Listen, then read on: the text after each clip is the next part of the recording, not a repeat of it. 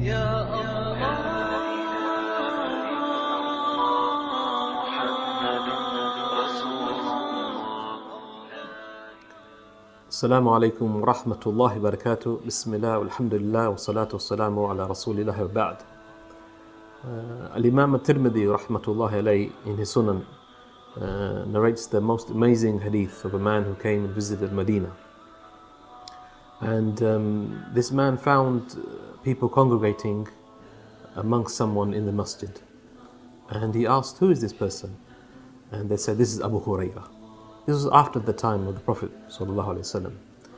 And Abu Hurairah was narrating a hadith to the people around him.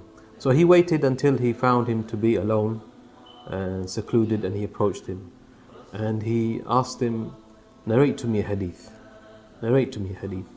So Abu Hurairah responded and said, I will narrate to you a hadith. Now the hadith that Abu Hurairah anhu was going to narrate is quite a pivotal one. And it was so pivotal that when he was about to explain to him the actual hadith, he fainted. Not once, not twice, maybe 3 times. He lost consciousness. After the 3rd time, and after he had rested somewhat, he turned to the man and said, I will relate to you a hadith which the Prophet ﷺ told me in this spot. Just myself, no one else was here.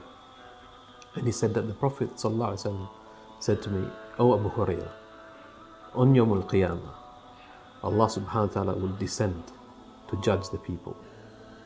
And the people will be upon their knees. And the first who will be brought are 3. One whom Allah subhanahu wa ta'ala has given the Quran. Another who was given wealth. And another who fought in Allah's way. And the Prophet ﷺ went on to explain that Allah subhanahu wa ta'ala will make known to each one of those 3 the favors that He had given them.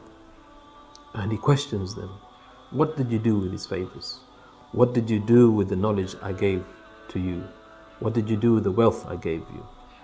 What did you do with this fighting in my way? Each of them would remark and explain that they did it for His sake. And Allah subhanahu wa ta'ala would say that you lied. And the angel will say that you lied. And they will be judged according to the reality. It will be said, rather, you learnt the Quran and recited it so that it could be said that you are a reciter. You gave wealth so that it could be said you are generous. You fought so that it could be said you are brave. And then they will be summoned to be dragged upon their faces into the hellfire.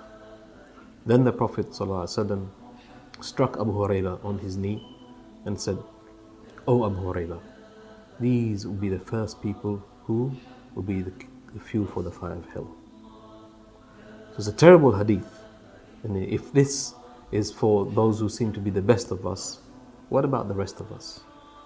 Come and join us, inshallah, the first weekend of December in Leicester at the Markfield Foundation, where we'll study in depth for 2 days a discussion on intentions and sincere intentions. We'll cover many topics such as the dangers of insincerity, the indicators of sincerity, multiple intentions, and other essential rulings.